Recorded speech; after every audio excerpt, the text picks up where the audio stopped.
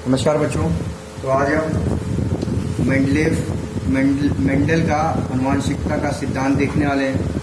Okay, तो George Mendel एक ऐसे पहले वैज्ञानिक थे जिन्होंने आनुवंशिकता के बारे में कुछ पुष्टि की थी।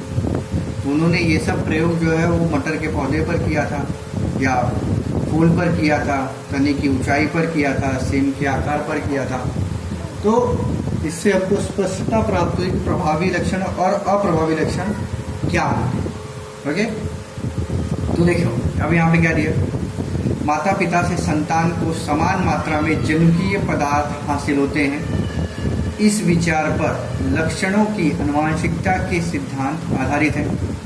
लक्षणों की आनुवंशिकता में यदि माता पिता का समान सहभाग हो तो संतान में कौन कौन से लक्षण दिखाई देंगे, ये मेंडल द्वारा बताया गया। क्लियर?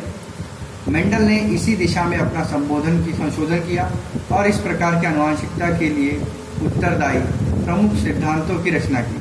लगभग एक शताब्दी पहले उनके किए गए प्रयोगों को विस्मयजनक हैं और मेंडल के सभी प्रयोग मटर के पौधे में दिखाई देने वाले दृश्य लक्षणों पर आधारित हैं। ये लक्षण निम्नानुसार है। मेंडल के प्रयोगों का निष्कर्ष देते स्पष्ट होने के लिए नीचे दिए गए दो प्रकार के संकरों पर विचार किया गया है। देखिए, बीज का आकार, बीज का रंग, फूल का रंग, सेम का आकार, सेम का रंग, फूलों की जगह और तने की ऊंचाई, ये बताया गया है। ये प्रभावी लक्षण है क्योंकि ये ज़्यादातर इसमें आकार वाले और बीज वाले पाए जाते हैं। ये अप्रभावी लक्षण, फूल का रंग, फिर सेम और ये। तो यहाँ पर देखिए, अब मानव की कुछ प्रभावपूर्ण और अप्रभावपूर्ण विशेषताएं। ओके, तो प्रभावी लक्षण क्या होते हैं मानव में, वो देखेंगे हम। उसमें मुड़ने वाली जीभ, है ना, सब लोगों की जीभ मुड़ती है। अप्रभावी में कुछ ऐसे लक्षण पाए जाते हैं मानव में जिसमें जीभ नहीं मुड़ती। हाथों पर बाल का होना, हर एक मानव में बाल होता है, हाथों पर बाल का न हो। फिर प्रभावी लक्षण काले घुंघराले बाल, ये ऑलमोस्ट सभी के बाल ऐसे होते हैं, काले और घुंघराले बाल होते हैं। क्लियर? और फिर अप्रभावी लक्षण में भूरे तथा सीधे बाल, ये बहुत कम लोगों के होते हैं। फिर कान की खुले ललरी और कान की चिपकी हुई ललरी, बताया गया है। कान की खुली हुई ललरी जो होती है वो सबकी होती है, कान की चिपकी हुई ललरी जो होती है वो बहुत कम लोगों की होती है। अब आगे देखते हैं हम लोग क्या दिया है।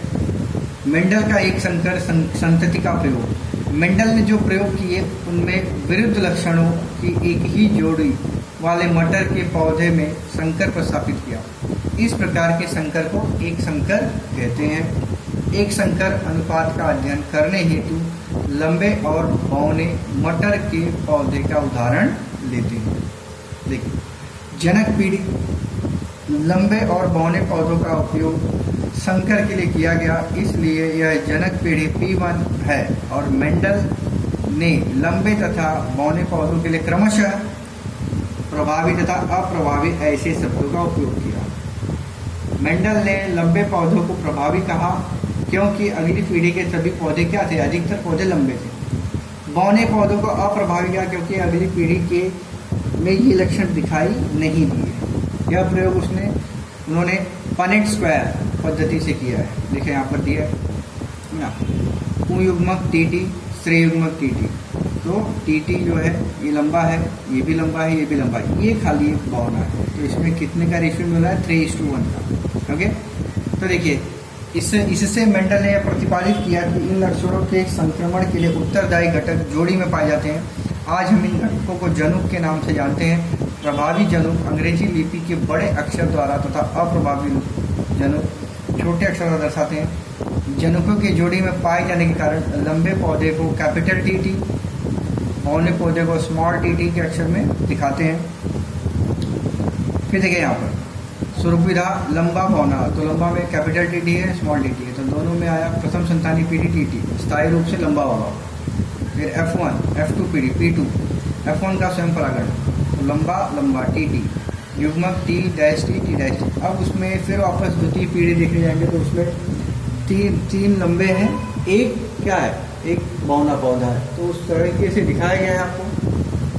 तो इसलिए ऐसे दो प्रकार के युग्मक बनते हैं, इसमें ये आपको बताया गया है। फिर आगे हम देखेंगे मेंडल की द्विसंकर पद्धति में विरोधी लक्षणों की दो जोड़ियों का समावेश होता है। मेंडल ने एक से अधिक लक्षणों को जोड़ियों पर एक ही समय पर ध्यान केंद्रित कर संकर के कुछ प्रयोग किए। इसमें गोल पीले बीज वाले पौधे का झुर्रीदार हरे बीज वाले पौधों से संकर किया। इसमें बीजों का रंग और प्रकार ऐसे दो लक्षण समाविष्ट हैं, इसलिए इसे द्विसंकर पद्धति कहा गया। जनक पीढ़ी मेंडल ने गोल पीले बीजों वाले तथा झुर्रियों वाले हरे बीजों वाले मटर के पौधे का चयन किया। तो ये आपको टेबल द्वारा यहाँ पे दर्शाया गया है।